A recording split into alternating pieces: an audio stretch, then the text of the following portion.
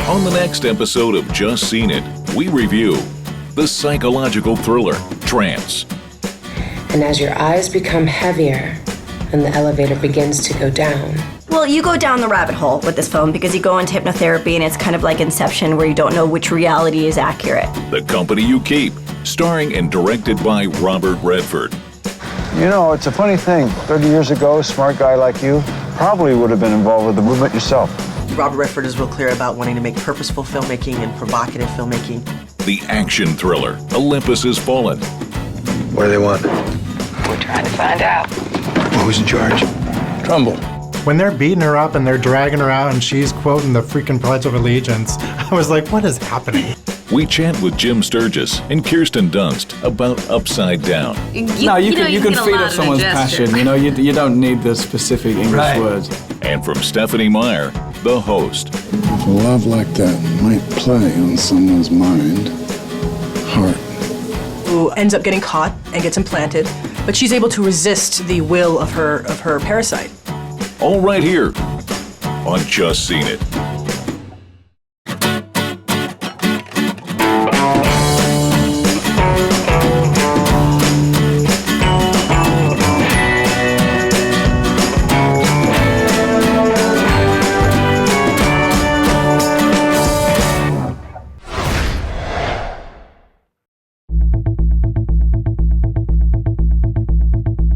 Auctioneer Simon is injured in the midst of an art heist.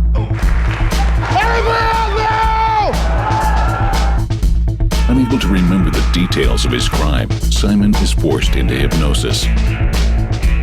But as his mind is explored, the line between truth and deceit blur. Do you want to remember?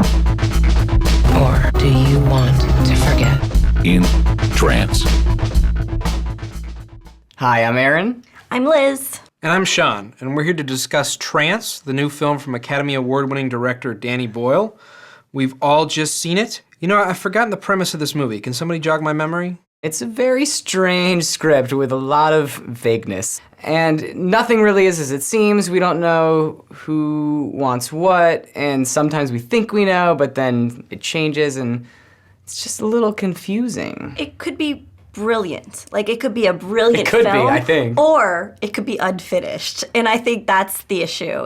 When people ask me how I feel about it, I get speechless. I don't know even what to say. I'm the same. You start to piece things together and analyze it, and you are sort of left with a movie that doesn't really hold together. Or, you know, if it has any logical sense, it's barely hung together. Well, you go down the rabbit hole with this film because you go into hypnotherapy and it's kind of like Inception where you don't know which reality is accurate. That's very interesting. And a lot of the scenes in the script are fantasy scenes for screenwriters to write. When you take hardened criminals and put them in front of a hypnotherapist and have them relive traumatic experiences from their lives, that's fantastic and that's really meaty and lovely. The first half of this film I thought was one of the best films of the year, but it unravels and it loses itself along the way. And I don't even know if it's just too smart for me or I missed a scene. It's almost like, and I hate to compare the two films, but it's almost like Saw, to be honest. It's that same kind of thing where certain things have to happen in order for us to reach this conclusion. Right. It relies a lot on coincidence, and I was just kind of left going, I don't think so. I don't think that would happen that way. It was the kind of movie that I wanted to watch immediately again because the twist at the end was so big. And yeah, a twist that big usually has lots of coincidences and lots of things that you look back on and you say, what? Well, that was awfully coincidental. You don't know what to look for all the time. Last chance, Hammer's coming down, selling for £27,500,000. So, Hammer 104. I thought the performances were very good. And I thought the casting was truly inspired. I mean, to think of Vincent Cassel cast in this role, something about it seemed very unique that he would be placed in the character, in the hardened criminal role that he played.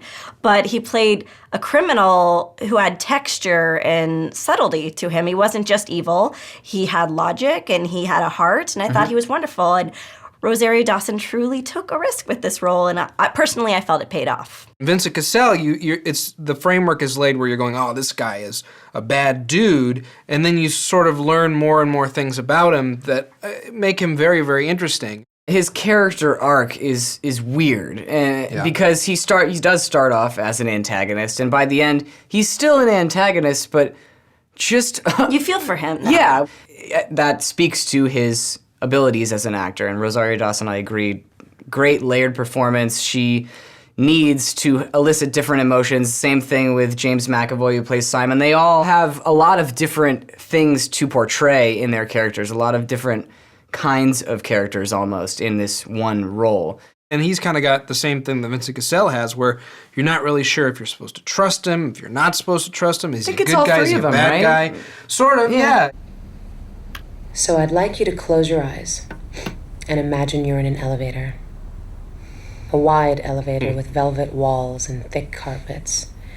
And as the doors close, your eyelids become heavier.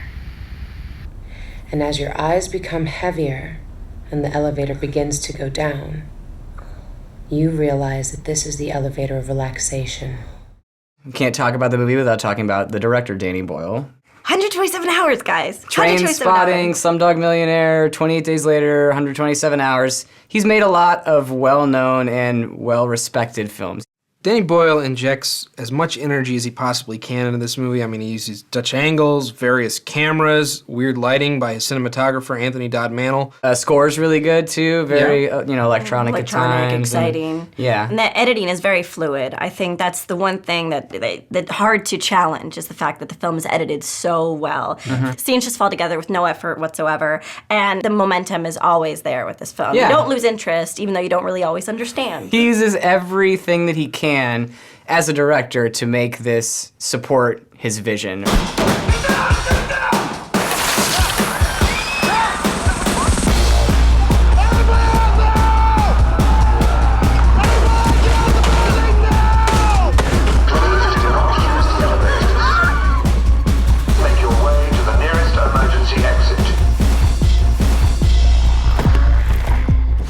Trance is fascinating while you watch it, but when you go home and sit on the couch and think about it, it just doesn't hold up to scrutiny. Stream it.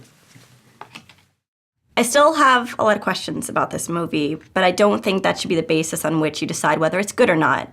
It was exciting, it was entertaining, and very compelling. I say see it. Trance is a riveting mindbender that left me thinking about it for days, so I'm gonna say see it. Our votes add up to 2.5 tickets, which is a see it for Trance. Cheers! Hooray! Cheers. Oh. Sean?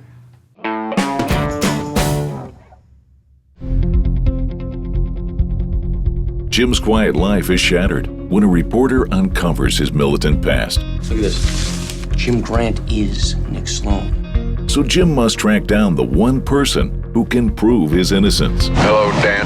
I don't want anything to do with this. I need your help. On the run as a fugitive, he fights to clear his name. You get answers, but not the ones you think. In The Company You Keep.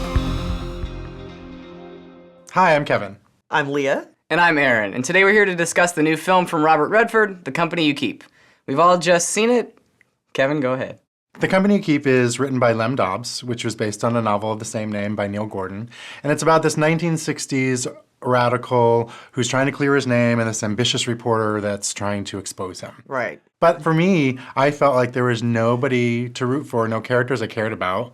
I didn't quite know if this was Shia LaBeouf's movie as the journalist or if this is Robert Redford's movie. So I didn't really know what I was focusing on for 2 hours. Robert Redford is real clear about wanting to make purposeful filmmaking and provocative filmmaking. What's unfortunate about this particular movie is that the central thesis, which I think is one man's revolution is another man's terrorism, is not very well positioned. And then the writing is not really strong enough to support that kind of a a dialectical argument where you have, this Doesn't thesis. even seem like it's about that. It just doesn't. seems like it's about Robert Redford, like running around. And trying to find out who he can get to clear his name, and that's that one person that he's going to go hunt down. Well, everything's just too obvious, really. Yeah, of course, it's Robert Redford trying to stay current and stay relevant, which By unfortunately... making a movie that feels like it was from 1994. Well, I mean, I think looks like it. But that's the point, right? I mean, you've got the Susan Sarandon character who starts all of this, who kicks this all into gear, and their whole crew now is suddenly going to unravel and be exposed. Redford's character has some idea of what's wrong with the world currently, but unfortunately his character is just kind of out for himself. Right. Right, and so I think that speaks to your point about, I don't really care about this guy. Right. Clearly you have some kind of an agenda here. I don't have time for this. Don't actually. I don't care much for either side. So what, that makes you fair and balanced? We've all seen this story before. We've seen guys on the run for things that they did 40 years ago, and there's just nothing new about the way this particular story is told. I think Running on Empty, which came out over 25 years ago, illustrated this story way better. It made us care about the characters, but it had the same kind of themes. And I thought the dialogue was very trite, and I thought it was stale, and these platitudes, and it's like, well, I hope you find what you're looking for. It was just too stereotypical. I mean, the characters were stereotypical. They were all types. They weren't like real people, real characters that had, that had challenges themselves. Even the Shia LaBeouf character, Ben Shepherd, who is this driven reporter, and we're supposed to be thinking about all the president's men, it's supposed to be echoing that a little bit. But we don't really know what's motivating him to do that either. At all. And everything he does really easily. Like, he just pops up, he's like, I found you. He's committed. He's a journalist. I mean, at the very least, we could say that all the actors and actresses did a pretty decent job here. With what they had. Yeah, well, Shia LaBeouf, the beef. I was very happy to see him in a role that didn't have anything to do with Transformers or action. He has a dramatic presence, and I think that with what he was given, he did a great job. Yeah, I found him to be the most compelling character and provided the best performance in the movie. I'm a journalist. I'm going to do what I always do. And this information is going to be on every computer screen in the next 20 minutes. And I'm going to find out everything you're hiding from me. And I'm going to expose it in a very big and very real way. I thought that Susan Sarandon was really good. Yes. For the 5 minutes that she was in it. Yeah, I was like, give us more Susan. She left. Where is she? Can we see more of Susan Sarandon? That's the problem with the movie in general, though, is that all of these co-starring roles, Stanley Tucci, Richard Jenkins, Brendan Gleeson, they're only in the movie. Yeah, Nick Nolte. They're all in the movie for like 10 minutes. Right. And they're all great actors and actresses, and they do a great job. But again, they don't have a lot to work with because they're in it for so little time. We used to be best of friends. You remember that? Robert Redford is revered elder statesman of the industry. There's not a lot of oomph in his performance. It's a serviceable performance. So Robert Redford, he did double duty here, as in front of the camera and behind the camera. What do we think about his work behind the camera? That's kind of, It's not bad. In no way is it bad. He has technical prowess. This isn't his first film. He knows what he's doing, but he doesn't bring anything extra to it at all. Everything was very static. Everything was very stilted. There was how about some dolly and tracking shots? My gosh, Just excite me. Just can you show me what you can do with the camera? And there's very little of that going on here. Yeah, it looked very muddy, gray, and there was it almost looked out of focus a lot of times. And whether it's our screening room that we saw it in, there was this shot of him inside a cabin that was very far away, and I thought it was Julie Christie. But it was him. And I got confused. I'm like, was she still there? Well, he shoots on film. It looks like it's on film, and it really does look like it's from the 90s, just visually. And definitely. I don't think that helps it. With a very weak script and an even muddier premise, The Company You Keep put me to sleep. Skip it. Even though I was initially intrigued by The Company You Keep, there was nothing new about the way this story was told, and it's forgettable, so I'm going to say skip it. The Company You Keep is a leaden thriller with good actors doing really generic work. The Company You Keep, I'd rather not. Skip it. Cheers. Let's all go running on empty. Yes. To an empty plate. We've got another double header for this week's DVD pick. First, there's Hyde Park on Hudson. The president wishes to see me. I'd been invited to visit with Franklin at his home in Hyde Park. Daisy, what a rad treat. His mother said he needed to take his mind off his work and the pressures of being the president. When we reviewed this historical drama last fall, we gave it a see it. Also out now is the second season of the political drama Boss. Mr. Mayor, you have to know, your best days are behind you. Things are falling through the cracks. What's our plan, Tom? There's a power vacuum going on. Parasites, all of them. Unfortunately, Starz is not picking up the show for a third season, which is a real shame because Kelsey Grammer is riveting as the ailing, corrupt mayor of Chicago. The only thing that's believable about you is that you'd have the unmitigated stupidity to threaten the mayor of Chicago. Also out now is the indie movie LUV, about a young boy's coming of age. Your mother loves you. She's just trying to work some stuff out. You gonna give me a ride to school today? You do all your homework? Yep. And I got you. You can tell us what you think on our website, on our Facebook page, or you can tweet it at Just Seen It. So there you have it. Lots of choices for your home theater experience. Enjoy!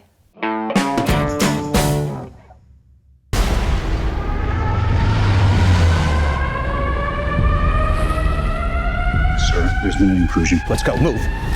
Terrorists attack the White House and take the president hostage. But disgraced Agent Banning finds himself trapped along with the president's son. Banning fights to save the president and the White House in Olympus Has Fallen. Hi, I'm Sean. I'm Kevin. And I'm Leah, and we're here today to talk about, the new action film, Olympus Has Fallen. We've all just seen it. Sean, please. So Olympus Has Fallen was written by Creighton Rothenberger and Katrin Benedict, two screenwriters who I think saw a certain 80s action picture with Bruce Willis a few too many times. You know the one I'm talking about, Blind Date. Benji, oh. Benji? Yeah, not only did they see Die Hard. Oh, Die Hard, yes. But they also saw Independence Day. Under Siege. Under Siege. Speed. In the Line of Fire. In the Line of Fire. Air Force One. Air Force One. They've seen quite a few of these films because they're all here. Yes. And all the dialogue from those films is just put inside it.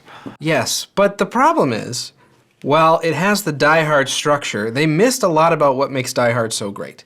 It's not just one guy in a building with terrorists. That's the premise of Die Hard. It's one guy in a building with terrorists. The guy happens to be quite interesting. The terrorists happen to be quite interesting. And such is not the case in Olympus Has Fallen. Because these writers clearly have been influenced by a lot of the kind of action thrillers from the 80s and 90s, they just pulled pieces of it together and kind of hodgepodge assembled it here, and consequently we have a lot of superficial action. Even the Mike Banning character, there's elements that could be interesting to him. Mm-hmm. That could haunt him. That could weigh on him a little bit. Mm-hmm. No. What do we think about Gerard Butler as Mike Banning? Go on! Get down! Get down!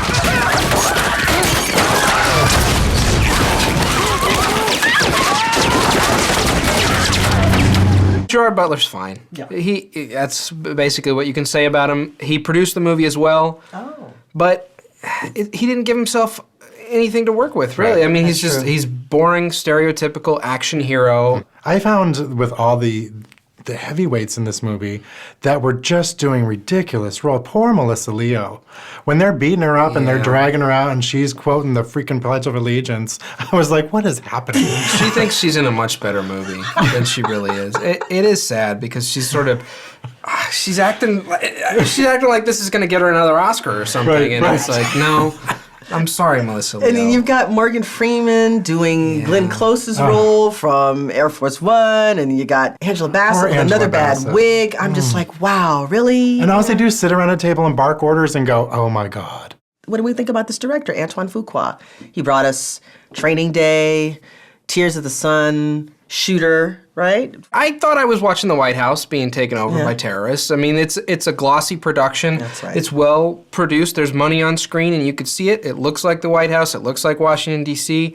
But, you can't do anything as a director when you've got bland characters and a story that just isn't that interesting. I mean, he used to be a pretty, more of a gritty director. Yeah. And now he's just doing Michael Bay stuff. I mean, when they're throwing the flag off the roof of the White House and it's going down like this for 5 minutes. With bullet holes. Right. I was like, come on now. Olympus Has Fallen is a serviceable action spectacle that should be viewed from the comfort of your own home. Stream it. Olympus Has Fallen, and it can't get up. For laughs, I say stream it. Well, Olympus Has Fallen has some adrenaline to please hardcore action fans, but we've seen it before, and much better. Skip it. In this very democratic process, our votes add up to 1 full ticket, which is a Stream It for Olympus Has Fallen. Cheers. Cheers. At least we got White House Down coming out, right? Right.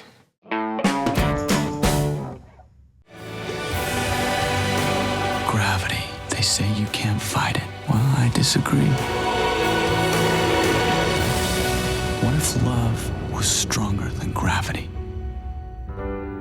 It was a really hard script to read, actually, because you couldn't kind of place where this kind of took place. I didn't know if this was like futuristic or sci-fi, or you just knew that there were these two worlds. So it wasn't until Juan, the director, sent me a book of all these graphic designs of how the worlds were going to look that I thought, oh, okay. It's not set in space. It feels almost like it's in the past. Then it became really interesting. Then it became something beyond what I imagined when I read the script. And also more romantic than like being on a spaceship or something. It feels familiar even though it's a different concept. It doesn't feel untouchable.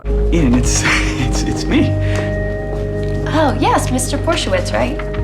I'll be with you in a second. The first day where we did Flip Gravity, there was just a lot of people standing around just kind of scratching their heads, just like, I just can't figure this out. They became obsessed in eyelines. The mathematics of where the eyelines kind of were going to work. If it's slightly off in any kind of way, then the movie's lost. Because it wasn't just simple as you look here, then you reflect My that scenes back. weren't like that. Yours were. had- Mine were all face to face with him, really.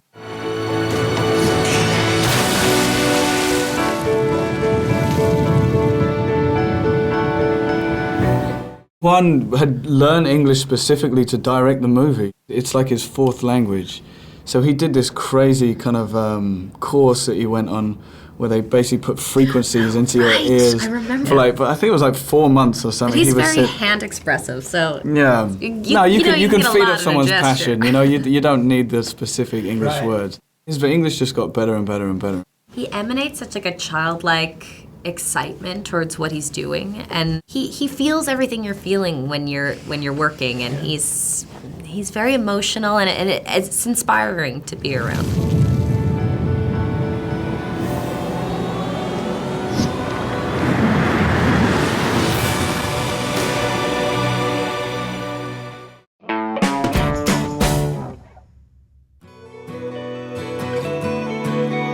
Aliens have invaded Earth and possess the minds of humans. It is the enemy.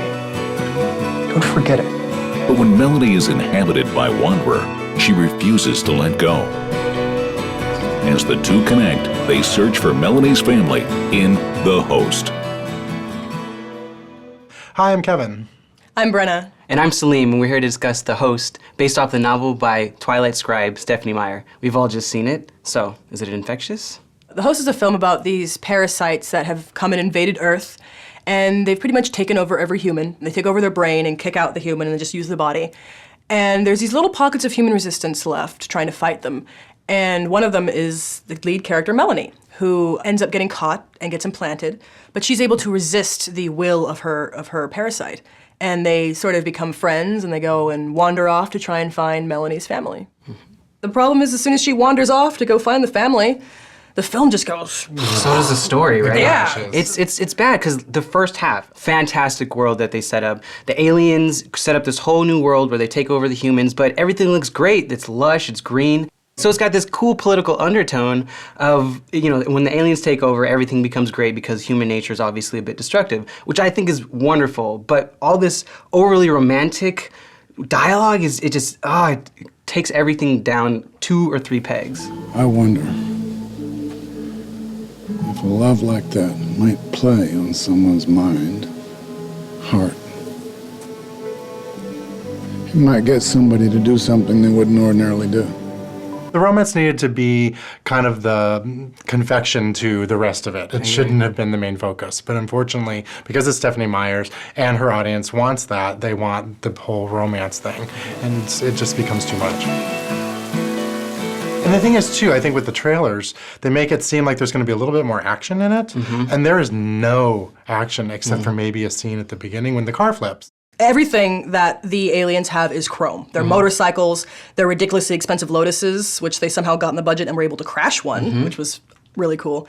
And even their helicopters are chrome. Yeah. And these things seem like to be really exciting, but you're just like, oh, pretty chrome helicopter just flying around. And then let's go back to a conversation. And we're gonna go back to talking in the cave. Yeah, and it's unfortunate because a lot of these flourishes elicit a little bit of laughter. For example, we have store. It just says store. It's supposed to be a department store with all the generic materials, but it just says store. And every time we see it, everybody's laughing. And I'm sure it's not intentional, but it might be. I mean, it's pretty comedic just to have something labeled store. Right, especially it was so big. It was just giant letters, sort of like IKEA, but it just says store instead. Right. But along with this these are problems with the storytelling, but there's also some problems with the world. Like, there's a really big problem with the logic of this world.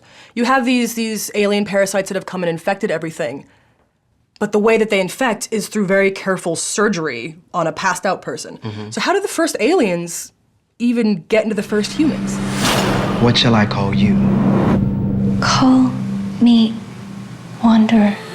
So we should talk about Saoirse Ronan, who plays Melanie, the girl who gets taken over by the parasite. I thought she was really good in this. Her performance is strong. She plays two different characters, and she has to have conversations with somebody who's not there, with the voice that's in her head. Right. So the movie is told over voiceover and through her talking to the voiceover.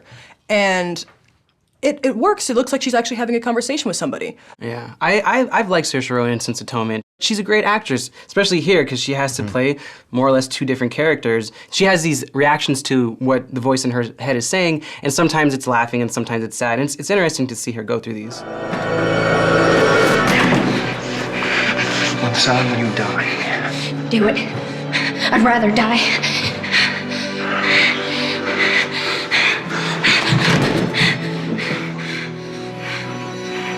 It's impossible. You're human. Along with Saoirse Ronan, we have Diane Kruger, who's playing the sort of villain of the film, the Seeker, who's trying to find her. And of course, we know her from Inglourious Bastards. And here she has to play this alien who is taken over by her human ambition. This role could be really over the top as her character loses control, and she does a good job of reining it in and keeping it from being crazy lady talking to herself. This movie is directed by Andrew Niccol, who we know, of course, from movies like Gattaca and In Time. So we know he likes to really dive deep into these sci-fi worlds, which to me is the best part of this film, but all the romantic stuff is not in his wheelhouse, and it's obvious on screen. It is absolutely depressing because this concept is so fascinating. This could be a really cool film. I agree. And I feel that he was sort of trapped or compelled to include all of the other stuff from the Stephanie Meyer novel. It felt like a really long CW pilot.